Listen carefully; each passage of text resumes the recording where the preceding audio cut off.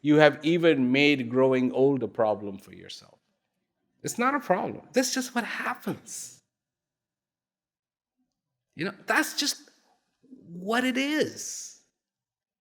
Ask any person who has restored a car.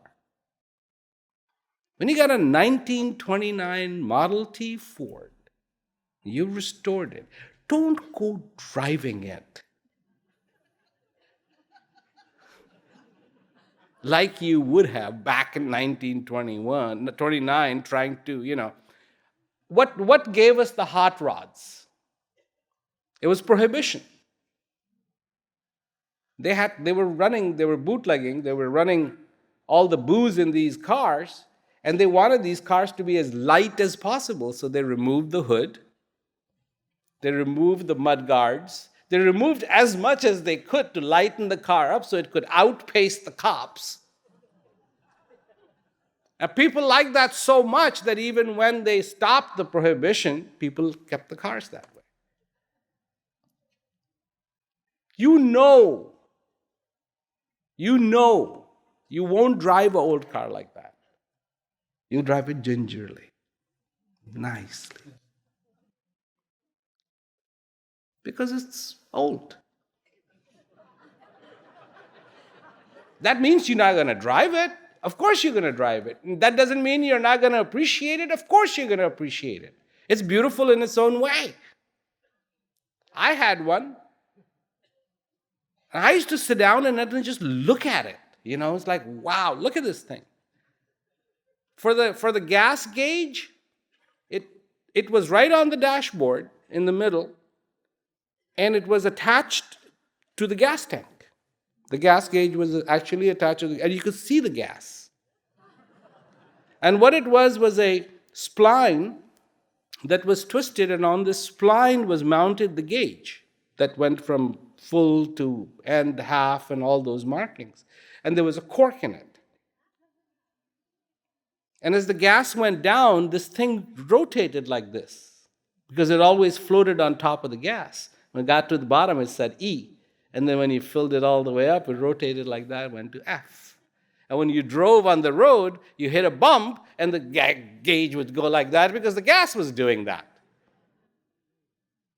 And then, even though the concept wasn't of a cruise control, but it actually had a throttle lever. So you got going, and you took it and you put it where, because you didn't want to push that gas all the way. You're driving along. You could tune the car. You could advance the timing, retard the timing. You could change the carburetor settings. So you got it going to about 50 miles an hour. And then you move these levers to change the timing and make it a little bit richer or make it a little bit leaner on the car. And pretty soon the thing will start accelerating. And you go 1 mile an hour faster, another mile an hour faster. It was just a blast. And you hit the horn and it went, "Argh!" But you would drive it very gingerly.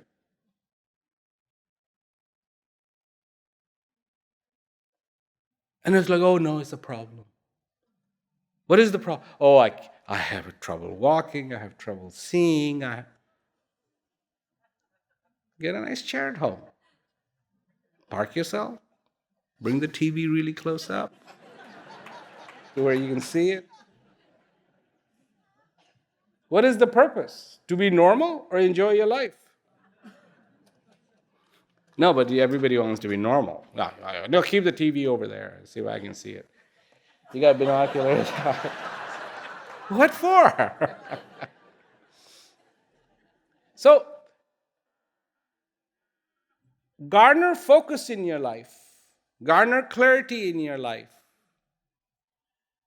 Collect that joy in your life. Those are the things that are real. Everything else comes, goes, comes, goes. Because it's only a dream. Sometimes the dream is good, and sometimes the dream is not so good. Those who don't go jumping up and down when it is good and lamenting when it is not so good have a smoother sail in life. If you get off that tack, you start seeing reality in what is the dream, no problem. Reset. No problem. It's not like, oh my God, oh my God, oh my God, oh my God. God's going to take off points for that. There goes another day in hell. I mean, my goodness, No, no, no, no, no. This is all fear. Hell is right here. Heaven is right here. If you're not in heaven, guess where you are? It's as simple as that. It's simple math.